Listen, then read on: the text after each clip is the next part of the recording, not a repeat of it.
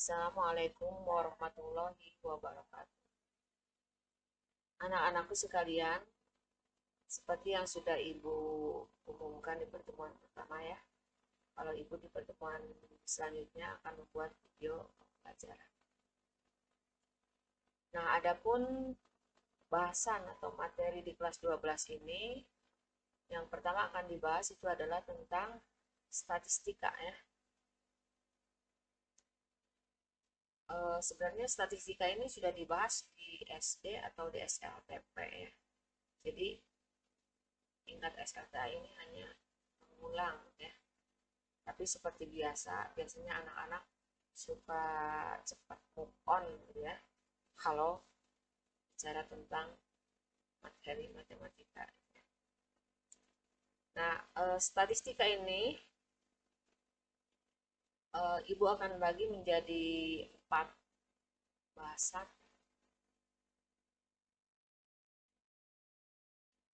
Nah, bahasan pertama itu tentang pengumpulan data. Lalu yang kedua tentang penyajian data. Yang ketiga tentang ukuran pemusatan data tunggal dan kelompok. Nah, ini di sini bahasan yang paling banyak. Nah,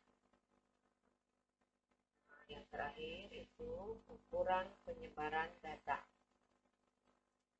Nah, di pengumpulan data ini bisa dilakukan dengan yang pertama dengan jejak pendapat, lalu yang berikutnya dengan angket ya, atau kuesioner.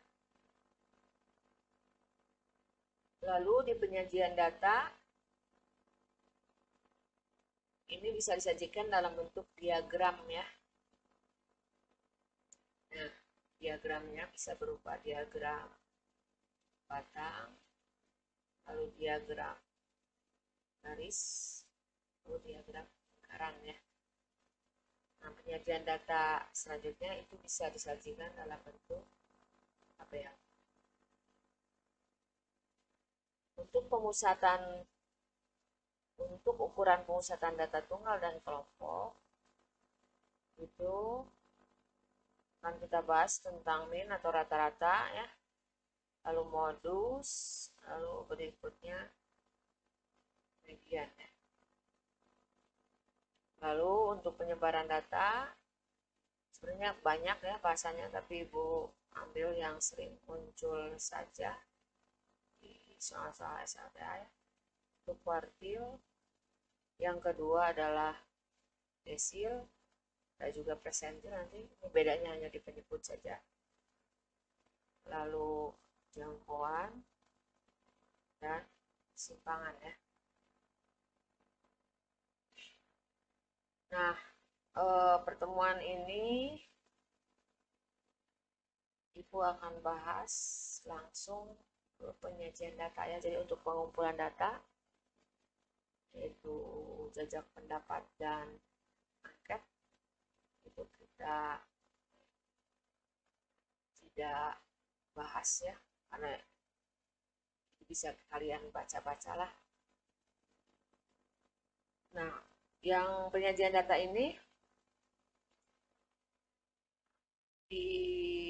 disajikan itu dalam bentuk diagram ya. Nah, Ibu ambil contoh ini jumlah pelanggaran kedisiplinan di suatu SMK X ya. Nah, ini tabel. Nah, sebenarnya ini penyajian datanya sudah berupa penyajian data dalam bentuk tabel ya. Jadi kalau yang tabel yang seperti ini gitu ya. Jadi nggak usah dibahas nanti di belakang. Berarti kita awal ini dari penyajian data tabelnya. Nah, data tersebut ini akan kita sajikan dalam bentuk diagram. Untuk mempermudah soalnya masih yang ini ya. Kita buat diagram batangnya, diagram garisnya, dan diagram lingkaran. Di sini soal ada jenis pelanggaran kehadiran, jumlah pelanggarannya ada 80 pelanggaran, kerapihan ada 60 pelanggaran, ketertiban ada 40 pelanggaran, dan administrasi ada 20 pelanggaran. Makanya ada 200 pelanggaran ya. Nah, selanjutnya kita rubah penyajian data dalam bentuk tabel ini ke diagram batang ya. Nah, di sini kita tuliskan jenis pelanggarannya di bawah ya. Kehadiran, kerapian, ketertiban, administrasi. Lalu jumlah pelanggarannya di sebelah kiri gitu ya. Nah, kita tinggal buat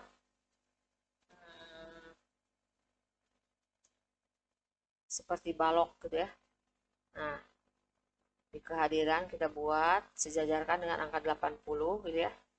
Karena di sana jumlah pelanggarannya di tabel sebelumnya itu berjumlah 80 pelanggaran. Begitupun untuk kerapihan ada 60 pelanggaran ya, sejajarkan dengan angka 60. Ketertiban sama ya, 40, administrasi 20. Nah, itu dalam diagram batang ya. Nah, berikutnya kita rubah soal tersebut dalam bentuk diagram garis. Seperti yang tadi, jenis pelanggarannya kita tuliskan di bawah, jumlah pelanggarannya di sebelah ini ya.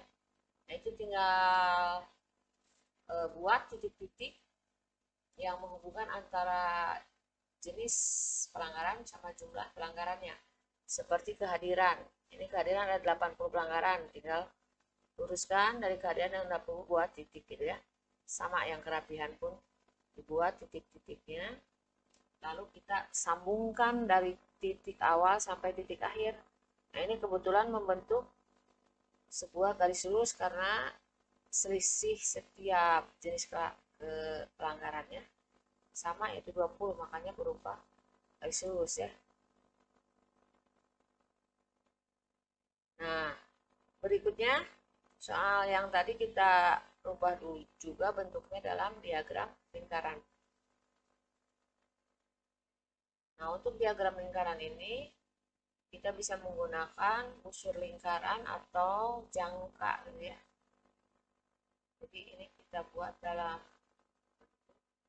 sudut ya. Contoh misalkan 80 di kehadiran ya. Nah, itu kira-kira bukan kira-kira dibuat ke dalam bentuk sudut ya. 80 per totalnya tadi ada 200 ya. Nah, dikali 36 derajat berarti ini sudutnya seperti ini ya. Sama untuk yang kerapian, ketertiban, dan administrasi. Nah, berikutnya Ibu akan ambil contoh soal ya. Tapi biasanya yang muncul ini, yang sering muncul itu adalah dalam bentuk soal diagram batang dan diagram lingkaran. Nah, ini untuk soal pertama. Hasil pengumpulan uang tabungan siswa kelas 12 selama 5 hari berturut-turut disajikan dalam diagram batang berikut. Hitunglah persentase tabungan hari kedua. Ini harinya dituliskan di bawah ya.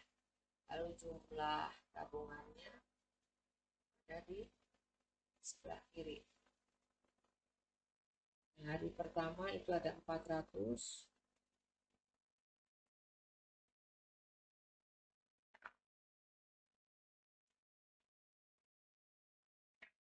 Lalu 400.000 berarti ya. Ini pemisalnya dalam ribuan rupiah ya. Jadi 400.000 hari kedua, 300.000 hari ketiga, 400.000 hari kelima, 200.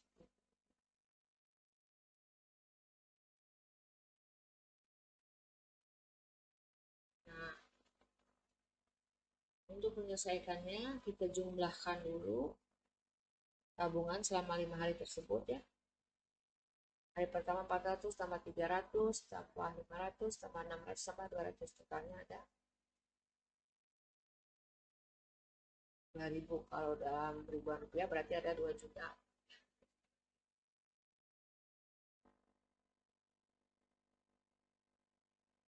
Tabungan hari kedua itu ada 300 ya. Jadi persentase tabungan hari kedua adalah 300 per 2000 dikali 100% sama dengan 15%. Nah, selanjutnya untuk contoh soal kedua, diagram lingkaran di bawah ini menunjukkan penyebaran pendidikan masyarakat di suatu daerah tertentu yang dinyatakan dengan di sini SMP ada 18%, SMA 27%, SMK ini masih belum diketahui, perguruan tinggi ada 15%-nya.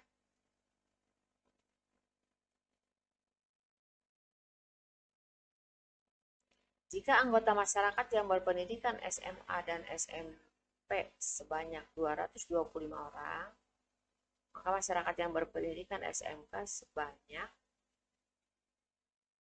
untuk mencari jumlah yang berpendidikan SMK, langkah pertama kita cari persentasenya dulu ya. Total persentase itu adalah 100% dikurangi jumlah dari persentase yang diketahui, yang 18 tambah 15 tambah 27. Itu totalnya 60. 100 dikurangi 60 adalah 40% ya. Nah, ini yang diketahui persentase SMP dan SMA ya. Jumlahkan persennya 18 tambah 27 adalah 45%. Nah, ini diketahui jumlah orangnya adalah sebanyak 220. Tapi langkah selanjutnya harus kita cari dulu jumlah keseluruhan 100%-nya ya. Nah, ini caranya 100 per 45 yang diketahui dikali 225. Jumlahnya adalah 500 orang ya. Maka untuk mencari jumlah masyarakat berpendidikan SMK adalah tadi persentase pendidikan SMK dikali total jumlah keseluruhan ya. 40% dikali 500. Jadi sini adalah 200 orang. Nah, mungkin cukup ya 2 soal.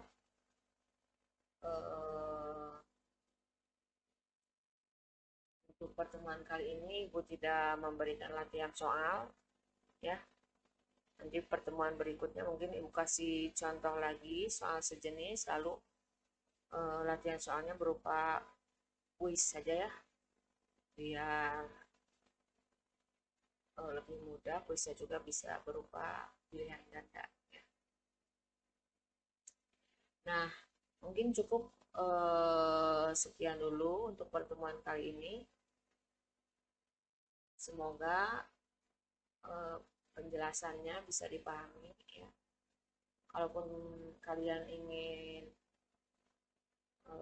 mencari referensi, boleh kalian pinjam perpustakaannya, banyak buku-buku kurtilas di sana. Atau yang belum kurtilas juga banyak ya. Pokoknya cari buku sumber sebanyak-banyaknya. Nah,